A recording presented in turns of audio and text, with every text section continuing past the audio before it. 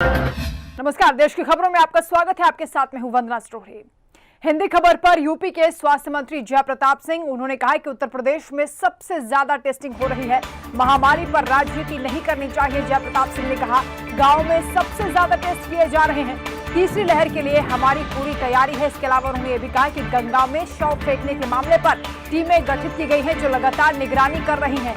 Drone कैमरे से भी नजर रखी जा रही है। नंबर आने पर वैक्सीनेशन जरूर कराएं, ये जय प्रताप सिंह ने कहा है। लोगों से अपील भी की है कि कोरोना गाइडलाइंस का पालन करते रहिए। कोरोना से जंग जीतने में हम सफल होंगे। सरकार पूरी तरह से आपके साथ है।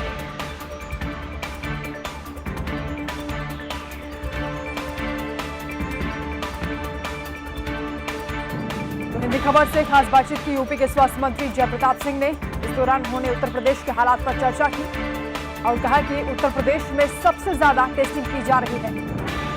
लगभग 3 लाख के आसपास रोजाना टेस्टिंग हो रही है। महामारी पर राजनीति नहीं करनी चाहिए, यह भी उन्होंने कहा। विपक्ष पर भी उन्होंने निशाना साधा है।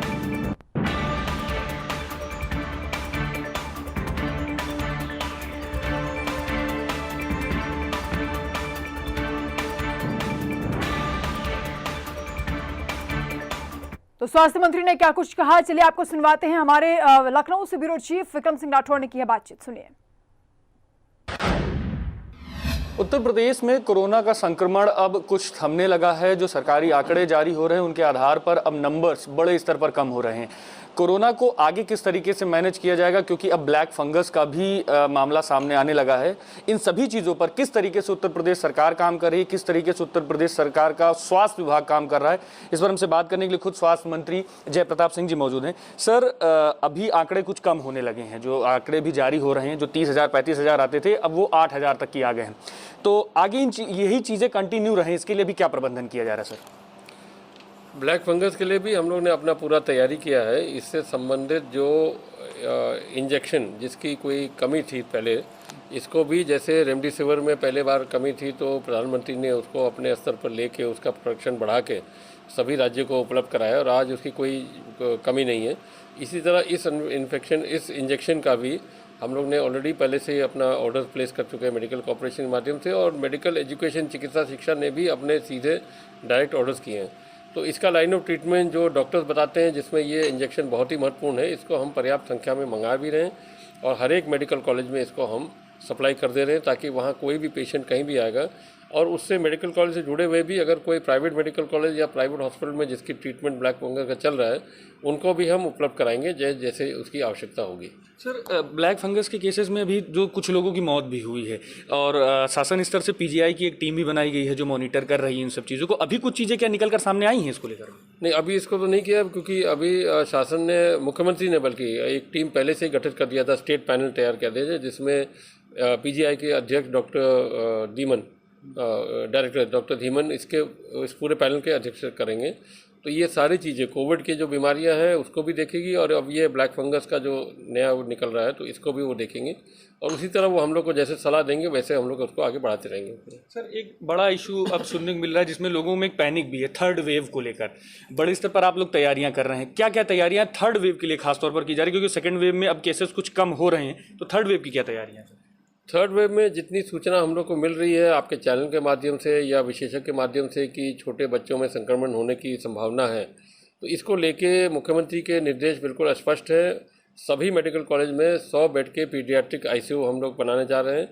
सभी जिला अस्पताल में 25 बेड के आईसीयू पीडियाट्रिक आईसीयू बनेगा और सामुदायिक स्वास्थ्य केंद्र पर भी हम अपने छोटे छोटे आईसीयू के सेंटर्स बनाएंगे, जिससे कि और हमारे पीडियाट्रिक डॉक्टर्स जितने हैं अगर कमी है तो उनको बाहर से रिक्रूट करके उनका ट्रेनिंग करा के इस पूरे तैयारी कर लेंगे, ताकि अगले वेव के लिए अगर इस तरह का कोई बात आती है तो हम पूरी तरह तैयार रहेंगे।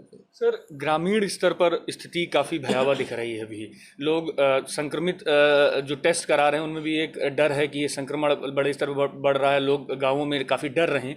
गाँवों में क्या स्थिति आप लोगों की इस तरह, क्योंकि बड़ी जिम्मेदारी है गाँवों के नाम पर, क्योंकि वहाँ पर लोग अंधविश्वास कहा जाए या टेस्ट ना करवाना या टेस्ट से भागना, ऐसी समस्या भी सामने आ रही है। तो कैसे लोगों से आप लोग कॉन्टैक्ट कर रहे हैं?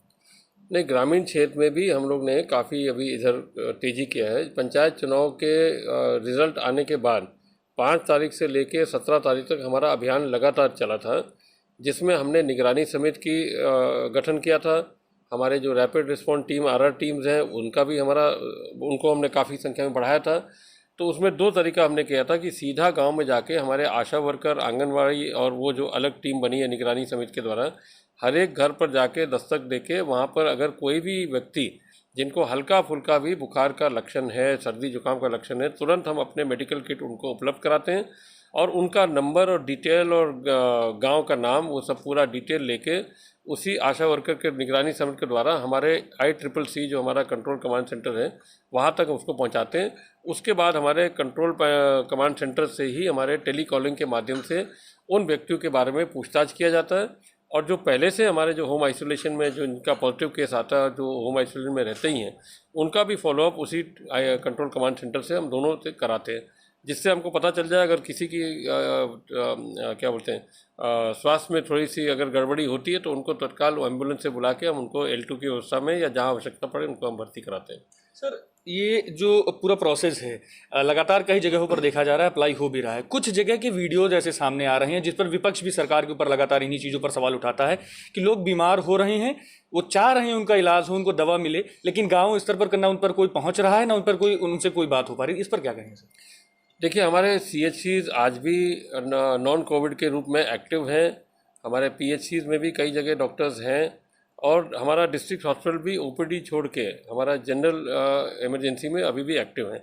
तो एवरी लेवल पर हमारा जब व्यवस्था है तो गांव के लोग अगर वहां पहुंचना चाहे, प्लस हमारे हेल्पलाइन भी है, हर एक इंटीग्रेटेड कंट्रोल कमांडर जो जनपद में जो बने हैं उनके हेल्पलाइन प्रचारित हो चुके हैं, सब कुछ वहाँ बता दिया गया है। तो यदि कोई व्यक्ति तत्काल उनको कोई अगर बीमारी होती है या इस तरह का तकलीफ होती है तो वो तुरंत उन हेल्पलाइन पर आ सकते हैं, CHC पर आ सकते हैं, जिला अस्पताल पर आ सकते हैं और उनके माध्यम से हम उनका करते हैं। क्योंकि हमारा तो लक्ष्य है कि 97,000 गाँव में, ग्राम पंचायतों में हर स्तर पर हमारी टीम पहुँचे और एक एक व्यक्ति को आइडेंटिफाई करें। इसलिए हम उनसे डिटेल भी लेते हैं आशा वर्कर से कि आप कितने लोगों से संपर्क किए, आरआर टीम के कितने लोग ने सैंपल लिया, कितने सिम्टोमेटिक थे, कितने एसिम्टोमेटिक थे। ये डे टू डे हमारे पास फीडबैक आता है। उत्तर प्रदेश जैसे इतने बड़े राज्य में 97,000 ग्राम पंचायत में जाना, उसका पूरा फीडबैक लेना, उसका मेडिकल किट भी पहुंचाना वहां तक, ये करते हैं। प्लस हमने अलग से मुख्यमंत्री ने नोडल अधिकारी को बोला गया है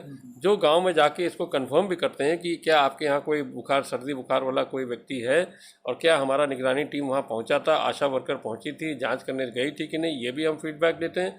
और हम जैसे माननीय मंत्री लोग भी हैं या विधायक लोग से भी हम लोग इस बात को शेयर करते हैं, उनके माध्यम से भी हम लोग क्रॉस चेकिंग कराने का प्रयास करते हैं ताकि इसमें हमारी व्यवस्था में कहीं कोई कमी ना आ जाए। और यदि कमी आए, कोई हमको सुझाव भी देता है तो उस पर हम तुरंत उस पर लग भी जाएंगे। बिल्कुल सर। अंतिम सवाल, वैक्सीनेशन की प्रक्रिया बड़े स्तर पर चल रही है प्रदेश में, 23 जिलों में वैक्सीनेशन अभी हो रहा है। अन्य जिलों में भी लोग चाह रहे हैं कि जल्द से जल्द वो वैक्सीनेशन उनके पास भी पहुंचे, ग्रामीण स्तर पर भी लोग चाह रहे हैं कि उनके तक पहुंचे। तो ये प्रक्रिया कब तक मानी जाएगी, कब तक बढ़ सकती है, क्योंकि ग्लोबल टेंडर भी आप लोगों ने करवाए हैं, तो अभी कब तक क्या उम्मीद है कि और जिलों में भी शुरू होगा? देखिए, इस प्रकरण में क्योंकि एक साथ पूरे देश में 45 प्लस का भी चल रहा है, जिसका वैक्सीन भारत सरकार हमको उपलब्ध कराती है, फ्री कराती है। दूसरा 18 प्लस का जब उन्होंने पहले मई से शुरू किया था तो हमने अपने संसाधन के माध्यम से हमको कुछ वैक्सीन मिला था, जिसको हमने 7 जनपदों में प्रारंभ किया था। उसके बाद 11 जनपद और बढ़ाए थे और अब 23 जनपद हो गए हमारे। तो इसका वैक्सीन क्योंकि देश में अभी उत्पादन कम है और हम लोग ने भी अपना पैसा दे रखा है कि जितना जल्दी हमको मिल सकेगा तो उतना हम बढ़ाना चाहते हैं। तो ग्लोबल टेंडर में भी हमने जो किया है, जो आप बता रहे हैं, ग्लोबल टेंडर भी हमने किया है। ग्लोबल टेंडर में 21 तारीख को खुलेगा, उसके अंतराल में तब देखा जाएगा कि कौन कौन से लोग आना चाहते हैं। उस बीच में हमारा लगातार संपर्क उन दोनों कंपनियों से है। डॉक्टर रेड्डी के लैब से भी जो लोग अभी स्पुतनिक जिनका प्रमाणित हो चुका है वो भी विदेश से अपना इंपोर्ट करके ला रही हैं, तो उनसे भी हम लोग की बात हो रही है। कितना सप्लाई करेंगे, जो भी रेट निर्धारित होगा वो उत्तर प्रदेश सरकार अपने संसाधन से दे देगी, उसमें कोई दिक्कत नहीं है। एडवांस भी हम लोग दे रहे हैं। तो जैसे जैसे हमको इसकी संख्या मिलेगी उतना हम उसको और भी बढ़ा देंगे। हमको लगता है कि हफ्ते भर के अंदर पूरे प्रदेश के अंदर हम लोग इसको प्रारंभ कर देंगे। बिल्कुल सर, बहुत बहुत धन्यवाद सर हिंदी खबर से बात करने के लिए। ये थे स्वास्थ्य मंत्री जयप्रताप सिंह जी, जिनका साफ तौर पर कहना था कि जो भी कमियां कहीं पर अगर आ रही हैं, खासतौर पर ग्रामीण स्तर पर, तो अगर कोई सुझाव देता है तो उस पर सरकार पूरी तरीके से काम करने के लिए तैयार है। वहीं पर वैक्सीनेशन के लिए भी बड़ी बात स्वास्थ्य मंत्री जी ने कही। उन्होंने साफ तौर पर बताया कि 1 हफ्ते में प्रयास है कि पूरे प्रदेश में वैक्सीनेशन की प्रक्रिया बड़े स्तर पर शुरू हो जाए। कैमरामैन शुभम उपाध्याय के साथ मैं विक्रम राठौर, हिंदी खबर। उत्तर प्रदेश में कोरोना का संक्रमण